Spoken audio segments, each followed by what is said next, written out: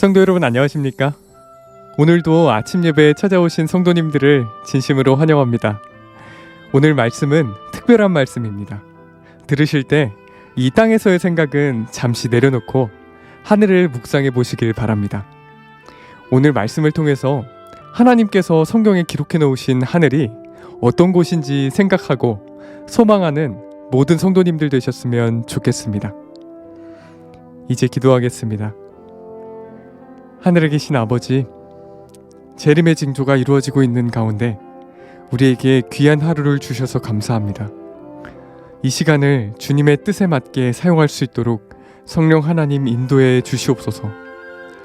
광야에서 이스라엘 백성들에게 주셨던 만나와 같은 아침 예배를 통해 오늘 하루 감사와 기쁨으로 승리할 수 있도록 도와주시옵소서. 오늘은 하늘 예루살렘에 대한 말씀을 살펴보려고 합니다. 이 땅에서의 생각은 잠시 내려놓고 하늘만 생각할 수 있도록 도와주시옵소서. 예수님의 이름으로 기도드립니다. 아멘. 오늘은 목사님께서 특별한 말씀을 준비해 주셨습니다. 함께 묵상할 제목은 하늘 예루살렘을 바라보라 2부입니다. 이제 목사님께서 권면의 말씀을 전해 주시겠습니다. 안녕하십니까? 오늘은 하늘에 대한 두 번째 말씀을 나누겠습니다. 성도 여러분, 이 세상을 살면서 가장 행복한 것이 무엇일까요? 돈을 많이 버는 것입니까? 좋은 집입니까? 암에서 회복되는 것인가요? 이 모든 것이 좋은 일입니다. 그러나 최고는 아닙니다. 성도 여러분, 우리에게 아직 최고의 행복은 오지 않았습니다. 우리가 상상할 수 없는 큰 기쁨과 감격이 다가오고 있습니다. 그것이 무엇일까요? 그것은 우리가 하늘 예루살렘 성을 걸어서 들어가는 것입니다. 이제 말씀으로 들어가겠습니다.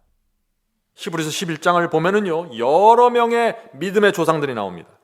아벨, 에녹, 노아, 아브라함, 이삭, 야곱, 요셉, 모세, 기생, 라합, 기드온, 바락, 삼손, 입다와 다윗과 사무엘 같은 조상들이 나오죠. 그들 모두 하나님께서 건축하신 이 하늘 예루살렘을 평생 바라보면서 살았던 사람들입니다. 그들은 아담의 죄 때문에 망가졌던 모든 것들이 다시 회복될 것을 바라보면서 산 것이죠.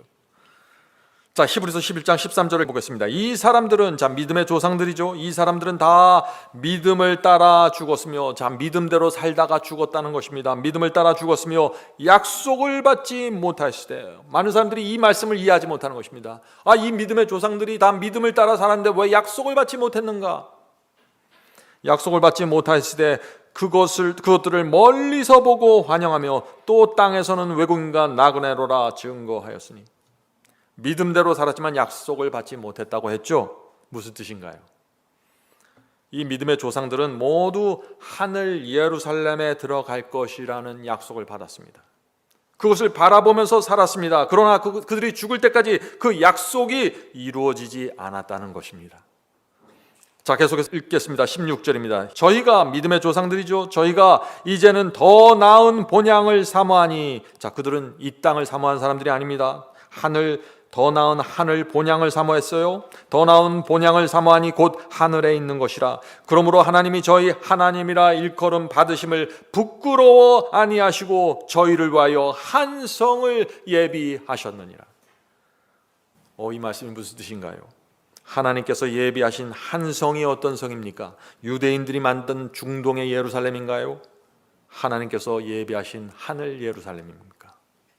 하늘 예루살렘 성 아닙니까?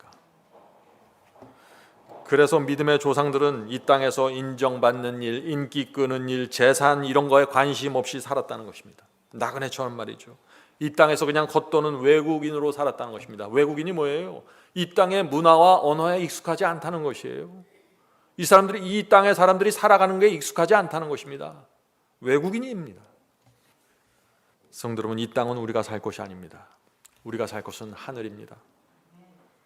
우리가 상상할 수 없는 흥분과 재미가 하늘에 있는 것입니다. 영원이라는 세월이 있는 것이죠. 자, 이사야서 11장 6절부터 9절은 하늘을 이렇게 설명합니다. 보세요. 그때 이리가 어린 양과 함께 거하며 표범이 어린 염소와 함께 누우며 송아지와 어린 사자와 살찐 짐승이 함께 있어 어린 아이에게 끌려다니며. 어린 아이가 사자를 끌고 다니는 모습 보셨어요? 표범이 염소와 함께 누워서 장난치는 모습을 본 적이 있습니까? 하늘입니다. 하늘이 그런 곳입니다. 7절입니다. 암소와 곰이 함께 먹으며 그것들이 새끼와 함께 엎드려지며 사자가 소처럼 풀을 먹을 것이며. 여기 참 기가 막힌 얘기들이 나오죠. 하늘에 있는 모든 짐승들은 풀을 먹고 산다는 것이에요. 소처럼 말이죠. 서로 잡아먹지 않기 때문입니다. 하늘에는 피 흘리는 약육강식이 없다는 것이죠. 당연한 거 아니겠어요? 새하늘과 새 땅의 짐승들은 에덴 동산에서 하나님께서 창조하신 그대로 회복이 되는 것입니다. 에덴 동산에서 그러면 소들과 양들과 사자와 맹수들이 풀을 먹었을까요? 창세기 1장 보세요. 1장 30절입니다. 창세기 1장 30절에 하나님께서 짐승과 공중에 나는 새들을 창조하시고 이렇게 말하십니다. 또 땅의 모든 짐승과 공중의 모든 새와 생명이 있어 땅에 기는 모든 것들에게는 내가 모든 푸른 풀을 식물로 주노라 하시니 그대로 되니라. 성도 여러분, 하나님께서 이 땅을 창조하셨을 때 지구 전체는 채식주의였습니다. 그것을 하나님께서 다시 그대로 회복시켜 주시는 것입니다. 그것이 새하늘과 새 땅이에요. 성경은 분명합니다. 앞뒤가 정확하게 들어맞는 것입니다. 자, 이사야서 11장 8절 보겠습니다. 젖먹는 아이가 독사의 구멍에서 장난하며 젖된 어린아이가 독사의 굴에 손을 넣을 것이라. 자, 어떤 분들은 이런 말씀 어떻게 생각해요? 이거 보세요. 하늘에 가면 독사가 있습니다. 예? 그렇게 생각하시죠. 이게 그런 뜻이 아니에요. 이 땅에서는 이 땅에 구멍이 있으면 거기에 손을 넣기 어렵다는 것이에요. 왜냐하면 그 땅에 독사가 있어서 물면 죽으니까 말이죠. 그러나 하늘에는 젖먹는 아기라도 아무 구멍에다 손 넣을 수 있다는 얘기예요. 성경을 어떻게 그렇게 보는지 저는 이해가 안 돼요. 왜 성경을 그렇게 해석하는지. 자, 9절 보겠습니다. 나의 거룩한 산 모든 곳에 해됨도 없고 상함도 없을 것이니 이는 물이 바다를 덮음 같이 여호와를 아는 지식이 세상에 충만할 것입니다. 하늘에 가야 여호와에 대한 지식이 충만해지는 것입니다. 이 땅에서는 자꾸 그래서 하나님의 말씀을 오해하는 일들이 생기는 것입니다. 인간의 수준에서, 인간의 본성 속에서 하늘을 바라보니까 전부 자기 같은 줄 알죠. 성도 여러분, 하늘은 안전한 곳입니다. 평화로운 곳입니다. 어디를 가든 해가 없습니다. 그것이 바로 우리가 살 곳입니다. 이 땅이 아닙니다. 더 이상 여기에 미련 두지 마세요. 하늘에 이런 평화와 행복과 아름다움이 있는데 왜 우리가 이 세상에서 땅을 쳐다보면서 두리번거리면서 살아야 돼요? 실망하고 낭망하고. 세상에 그것처럼 바보가 어디 있어요? 성도 여러분, 하나님께서 태초에 에덴 동산에 창조하셨던 모든 것을 그대로 회복시키는 것입니다. 그것이 새하늘과 새 땅이에요. 지금 여러분이 사는 곳이 아무리 좋아도, 아무리 만족할지라도, 아무리 안전하고 평화로울지라도 그곳과 비교하면 아무것도 아닙니다. 성도 여러분, 우리는 이 땅에서 외국인과 나그네로 살아야 하는 것입니다. 왜냐하면 이 땅에 볼 곳이 없습니다. 그렇게 사는 자들이 하늘 예루살렘 도성을 들어가게 되는 것입니다. 하나님께서 하늘을 예비해 두고 계신데 왜 우리가 그곳을 바라보지 않고 땅을 바라보면서 살아요? 일주일에 한 번씩 교회 나오는 분들 보면 어깨가 푹 처져 있어요. 그렇게 하지 말고 오늘 이 받았던 이 말씀을 일주일 내내 갖고 하늘을 보면서 사셔야 돼요. 그런 사람들이 좁은 길을 끝까지 가는 것입니다. 좁은 길은 힘들어 죽겠는데 이를 악물고 가는 길이 아니에요. 하늘을 바라보면서 기쁨이 충만해서 감사해서 가는 길입니다. 이제 여러분들은 오늘부터 눈을 돌려서 하늘을 바라보면서 사셔야 되는 것입니다. 만약 우리가 오늘 이 시간에 하늘을 바라보기 시작하면서 그렇게 산다면 우리의 남은 생애는 이 세상 사람처럼 살지 않게 될 것입니다. 자, 계속해서 하늘을 보죠. 이사야 33장 24절입니다. 이사야 33장 24절. 그 거민은, 자, 하늘 시민을 얘기하는 것이죠. 그 거민은 내가 병들었노라 하지 아니할 것이라. 이 말씀 얼마나 감사한 말씀이에요. 성도 여러분, 하늘에 가면 아무도 내가 아프다고 말하지 않을 것이에요. 아침에 일어나면 몸이 얼마나 뿌드득한지 모르겠어요. 여기저기 관절이 쑤시고 아픕니다, 저도. 그런데 거기에는 통증이 없다고요. 아침에 일어나도 괜찮습니다. 우울증도 없고 암도 없습니다. 완전한 면역 체계를 지닌 몸을 받기 때문이죠. 그런 사람들만 거기 사는 것입니다. 병원도 없고 의사도 없고 약국도 없습니다. 오늘날 은퇴자들이 가장 살기 원하는 곳을 얘기하면 무엇을 얘기하는지 아세요? 대부분 호수가 있고 산이 있고 병원이 있고 약국이 있어야 됩니다. 그렇게 얘기하죠. 저는 그런 곳에 가지 않겠습니다. 하나님께서 우리에게 약속하신 것은 병원과 약국이 필요 없기 때문이죠. 계속해서 보겠습니다. 하늘은 이런 곳입니다. 이사야서 35장 5절입니다. 이사야서 35장 5절. 그때 소경의 눈이 밝을 것이며 귀머거리의 귀가 열릴 것이며. 성도 여러분, 예수께서 재림하실 때 악인들은 멸망합니다. 그런데 의인들에게는 모든 것이 회복된다는 것입니다.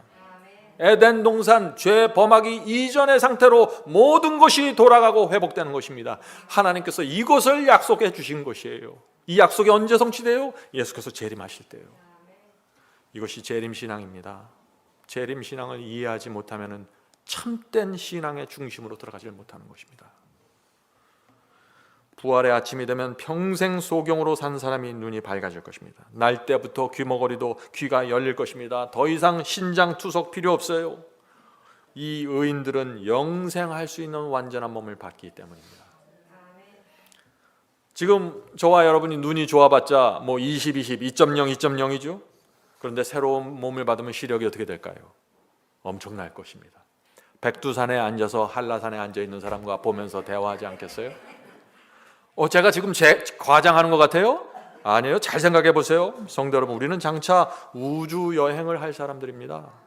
빛보다 빠른 속도로 올라가야 하늘에 겨우 도착해요. 엄청난 속도로 이 우주에서 저 우주로 다니게 될 것이에요. 우리의 활력과 시력과 청각이 어떠할까요?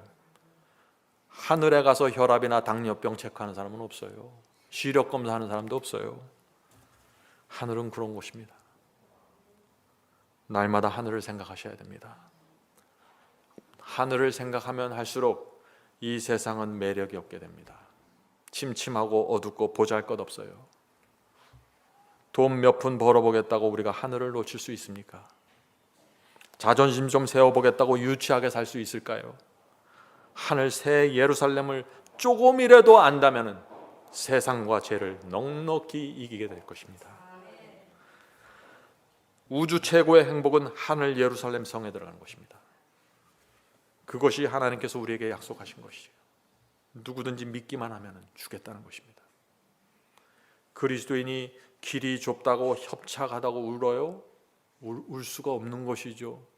진리에 순종하는 것이 어렵습니까? 그렇게 말할 수가 없는 것이에요. 하늘을 안다는 말이죠. 하나님께서 약속하신 하나를 알면은 우리는 전혀 새로운 세상을 살게 되는 것입니다. 그것이 뭐예요? 거듭남이에요. 그것이 거듭남이에요. 억지로 마음을 변화시키는 게 아니에요. 하늘을 알면 그냥 변화돼 버리는 거예요. 새 인생으로 들어가 버리는 것입니다. 거듭남은 하나님의 능력과 말씀으로 이루어지는 것입니다. 그래서 바울이 너희는 항상 기쁘고 범사에 감사하라고 말한 거예요. 그 이유를 아시겠죠? 이제 바울이 왜 그런 얘기를 했는지. 예수께서 내 이름을 위하여 핍박당하면 뛸 듯이 기뻐하라고 했어요. 그 이유를 아시겠죠? 예수께서 어떻게 그런 말씀을 하시는지. 야고보가 뭐라고 했습니까? 행함이 없는 믿음은 거짓이고 죽은 것이라고요. 그 이유가 다 있는 것이에요. 하늘이 있기 때문에 그런 것이에요. 이 모든 말은 하늘을 알아야 진리가 보이는 것입니다. 그래서 오늘 제가 이 말씀을 드리는 것이에요. 신앙은 철학이 아닙니다. 자기 훈련도 아니에요. 요한복음 14장 1절부터 3절입니다. 요한복음 14장 1절부터 3절. 너희는 마음에 근심하지 말라. 하나님을 믿으니 또 나를 믿으라.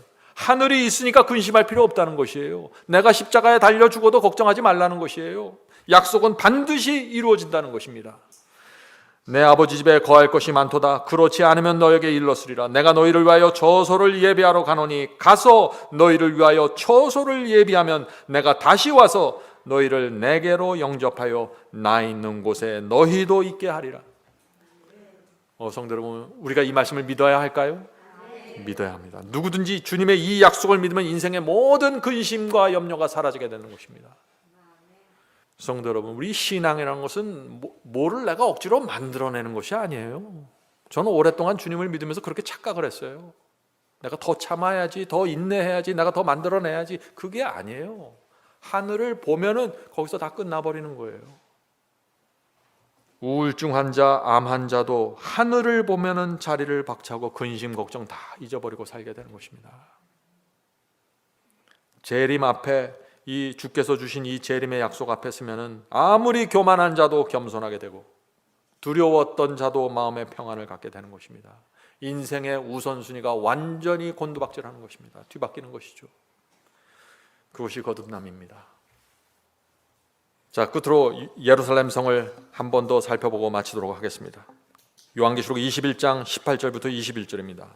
요한계시록 21장 18절부터 21절. 그 성곽은, 자, 하늘 예루살렘 성의 그 성곽을 말하는 것입니다. 그 성곽은 벽옥으로 쌓였고 그 성은 정금인데, 자, 예루살렘 성은 전부 보물이에요. 보물단지예요. 보물 덩어리입니다. 보세요. 맑은 유리 같더라. 그 성의 성곽의 기초석은 각색 보색으로 꾸몄으며 첫째 기초석은 벽옥이요, 둘째는 남보석이요, 셋째는 옥수요, 넷째는 녹보석이요, 다섯째는 홍만호요, 여섯째는 홍보석이요, 일곱째는 황옥이요, 여덟째는 녹옥이요, 아홉째는 담황옥이요, 열째는 비치옥이요, 열한째는 청옥이요, 열두째는 자정이라.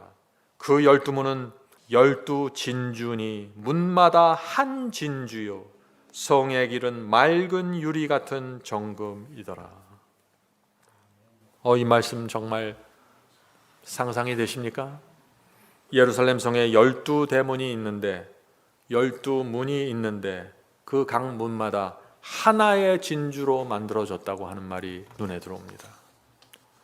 12대문이 각각 하나의 통짜 진주입니다. 작은 거 붙여서 조립한 게 아니에요. 얼마나 웅장하고 아름다울까요? 하나님께서 이 12대문을, 하늘 예루살렘 성문을 왜 통짜 진주로 만드셨을까요? 오래전에 저희 아내가 딸을 가졌는데 그때 제가 하늘 진주성에 대한 설교를 저희 부부가 들은 적이 있습니다. 그때 우리는 그 설교를 들으면서 우리 딸을 진주라고 집시다, 그렇게 정했어요. 그래서 저희 딸 이름이 진주가 되었습니다. 진주는 아무 조개에서나 만들어지는 것이 아니라고 합니다. 특별한 조개에서만 진주가 만들어지죠. 진주가 동그라면 동그럴수록, 크면 클수록 가치가 올라가는 것입니다. 자, 그런데 이 진주가 특별한 것은 뭐냐면 고통에서 시작된다는 것입니다. 여러분들 이 이야기를 아실 것입니다. 조개살 속으로 작은 돌이나 벌레가 들어갈 때, 그때 진주가 시작되는 것입니다. 왜 진주가 시작될까요? 조개살 속에 이물질, 딱딱한 것, 날카로운 것이 들어가면 얼마나 불편하겠어요? 그러니까 우리 손톱 밑에 조그만 모래가 끼면 얼마나 불편하고 아파요. 똑같은 것이에요. 이 조개는 그 이물질, 단단한 이물질 때문에 고통을 제거하기 원하는 것입니다. 그래서 자기도 모르게 스스로 특별한 화학 물질을 이 조개가 뿜어내기 시작하는 것입니다. 그러면 어떻게 될까요? 화학 물질이 이 물질을 감싸게 되는 것이죠. 이 액체로 된 화학 물질이 이 물질을 감싸고 감싸면은 그게 굳어지면 그게 뭐예요? 그게 진주가 되는 것이에요. 그래서 고통이 크면 클수록 화학 물질은 많이 흘러나오게 되고, 그렇게 되면 진주는 점점 더 크고 점점 더 아름답게 되는 것입니다. 성도 여러분, 우리 마음에 이 물질이 들어오면 고통스럽습니까? 고통스럽습니다. 누가 나를 무시하고 건드리면 가시처럼 박혀서 괴롭습니다. 누가 불화살을 쏘고 그것이 마음에 박히면 어떻게 해요? 타들어가는 고통을 느끼죠. 모든 사람 마찬가지일 겁니다. 교만한 말과 냉정한 눈길이 내 가슴에 박히면 어떻게 돼요? 아파서 잠이 오질 않습니다. 어떻게 해야 될까요? 그 사람과 만나서 한번 삼자 대면하면서 한번 멱살 잡고 한번 싸워봐야 될까요? 그렇게 하면은 진주가 안 생긴다는 것이에요. 그렇게 하면은 어떻게 해야 될까요? 조용히 기도하고 주님께 이 모든 고통을 드려야 된다는 것입니다. 하나님께서 허락하신 이 고난과 고통, 주께서 아시니 책임져 주십시오. 그렇게 기도할 때 성령께서 은혜의 화학 물질을 우리의 마음속에서 뿌려주시는 것입니다. 아픈 상처에 뿌려주시는 것이에요. 그것이 내 속에 박힌 가시를 감싸고 감싸는 것입니다. 기도 한 번에서 그것이 다 감싸지는 게 아니에요. 어떤 것은 한 번에 끝나지만 어떤 것은 여러 번 화학 물질이 나와 줘야 돼요. 고통이 사라질 때까지 기도하고 감싸고 기도하고 감싸야 되는 것입니다. 이것이 뭐예요? 이것이 성화입니다. 그렇게 되면은 날카로운 것이 어떻게 돼요? 점점점 둥글둥글하게 되는 것이죠. 처음에는 날카로운 이물질이었는데 이제는 귀한 경험의 진주로 남게 되는 것입니다. 성도 여러분 아십니까? 조개가 반짝반짝거리고 조개 껍질이 반짝반짝거리고 아름다우면요, 그 안에 진주가 신통하지 않대요. 왜 그래요? 안에 만들 때 사용해야 될 그 화학물질을 전부 조개 껍질 치장하는 데 다 써버렸어요. 안에는 빈 껍데기예요. 우리도 마찬가지입니다. 우리 속에 진주가 생기면 생길수록 우리는 점점 더 아름다워질 것입니다. 내적인 아름다움이 점점 더 아름답게 나타날 것이죠. 그래서 우리 속에 이렇게 해서 생긴 진주는요, 아무도 따라 부를 수 없는 새 노래가 되는 것이에요. 그건 그 사람이 그런 물질을, 그런 날카로운 것을 가슴에 박혀서 그것을 기도로, 은혜로 감싸본 사람만이 그 노래 부르는 거예요. 그 진주는 남의 진주 갖다가 목에 걸어봤자 아무 의미 없는 것이에요. 그건. 성도 여러분, 누가 하늘 진주문을 들어갈까요? 마음에 박힌 그 고통의 가시를 진주로 만든 사람들입니다. 고난과 고통 속에서 성령을 통해서 진주를 받은 성도들이 하늘 진주문을 들어가게 되는 것이죠. 이 세상 고달프고 힘듭니다. 화병이 나고 우울증 환자가 점점 더 많아집니다. 그런데 우리는 희망이 있는 것입니다. 왜요? 우리는 하늘 예루살렘 도성이라는 약속을 받고 있기 때문에 그렇습니다.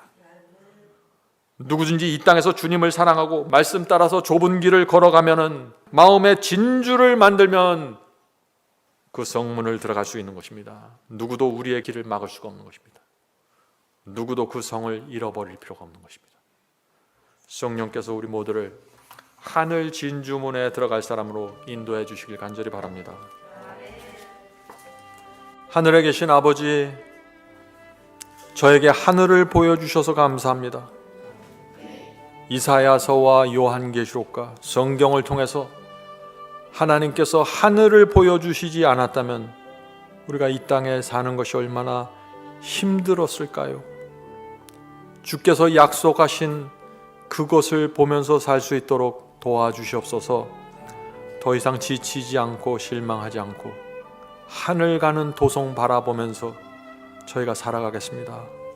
성령께서 날마다 오셔서 저희의 마음을 일깨워 주시고 날마다 하늘 보면서 살아갈 때 성령 충만함 함께 해 주시옵소서. 주님, 저희가 하늘 새 예루살렘을 통해서 거듭나기 원합니다. 그 도성의 진리를 보면서 저희 마음이 새롭게 태어나기를 원합니다. 주여, 저희의 인생에 혁명을 일으켜 주시옵소서. 인생의 우선순위가 달라지고 가장 중요한 것이 무엇인지 보게 도와주시옵소서. 저희가 이 세상에 살 때 정말 저희 주변에 있는 영혼들을 돌보고 보살피면서 살 수 있게 도와주시옵소서. 하나님께서 주신 이 선물과 약속이 무엇인지 안다면 우리가 하나님의 뜻대로 사는 것이 어렵지 않을 것 같습니다. 주여, 감사합니다. 빛을 보면서 저희가 가게 해주셔서 감사합니다. 오늘 저희가 나눈 말씀이 저희의 마음에 새겨지고 저희의 이마에 인침이 될 수 있도록 역사해 주시옵소서. 예수님의 이름으로 간절하게 기도드립니다. 아멘.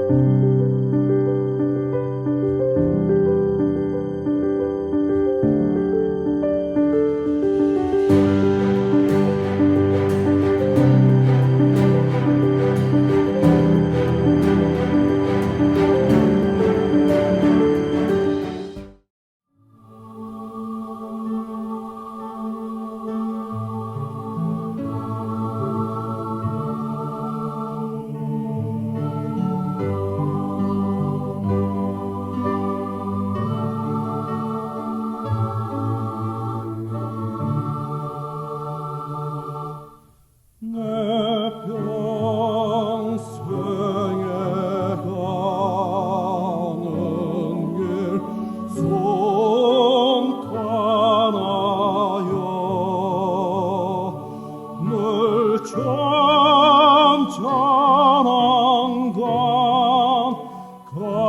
가건지 풍풍 바람 무섭고 어렵든지 나의 영혼은 늘 편하다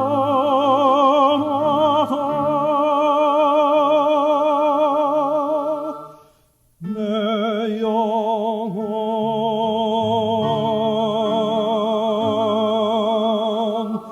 평안해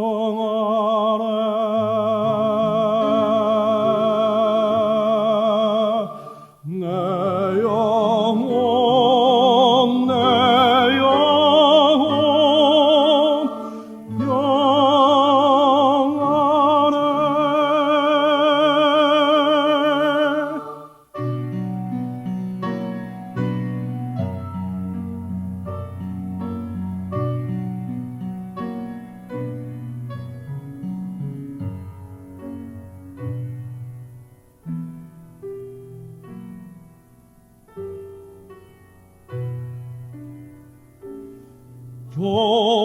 교공주